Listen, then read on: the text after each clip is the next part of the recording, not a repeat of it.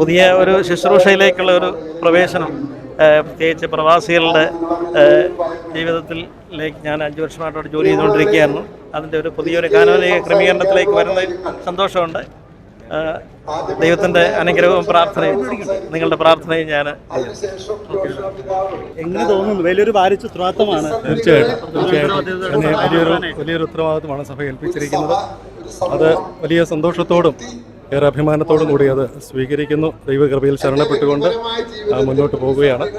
കർത്താവ് നയിക്കുന്നതനുസരിച്ച് മുന്നോട്ട് പോകാമെന്നാണ് ഞാൻ ആഗ്രഹിക്കുന്നത്. Thank you. ഈ ഒരു പുനരൈക്യ വാർഷിക സമ്മേളനം നടക്കുമ്പോൾ തന്നെ 2 പുതിയ പിതാക്കന്മാരെ കിട്ടിയിരിക്കുന്നു. പറയാം, സഭയെ സംബന്ധിച്ച് വലിയ സന്തോഷത്തിൻ്റെ ഒരു സന്ദർഭമാണ്. ഞങ്ങൾക്ക് ഏറ്റവും വലിയ അനുഗ്രഹം മാർ ഇവാനിയോസ് പിതാവിൻ്റെ ഈ മെത്രാഭിഷേകത്തിൻ്റെ ശതാബ്ദിയുടെ സന്ദർഭത്തിൽ യൂറോപ്പിലെ മലങ്കര സഭയുടെ ചുമതല നിർവഹിക്കാൻ പരിശുദ്ധ പിതാവ് ഒരു പുതിയ മെത്രാനെ നൽകി എന്നുള്ളത് അനൽപമായ സന്തോഷവും അഭിമാനവുമാണ്. ഞങ്ങൾ പരിശുദ്ധ പിതാവിനോടും തിരുസിംഹാസനത്തോടുമുള്ള നന്ദി അറിയിക്കുന്നു. അനേക ആളുകൾ അവിടെ കുടിയേറി പാർക്കുന്ന ചെറുപ്പക്കാർ, അവർക്കെല്ലാം ഈ നിയമനം പുതിയ പ്രതീക്ഷയും പ്രത്യാശയും നൽകും.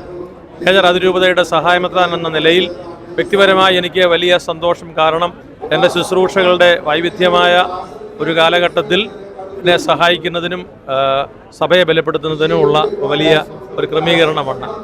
അതിൽ വളരെയേറെ സന്തോഷം. താങ്ക് യു പിതാവേ.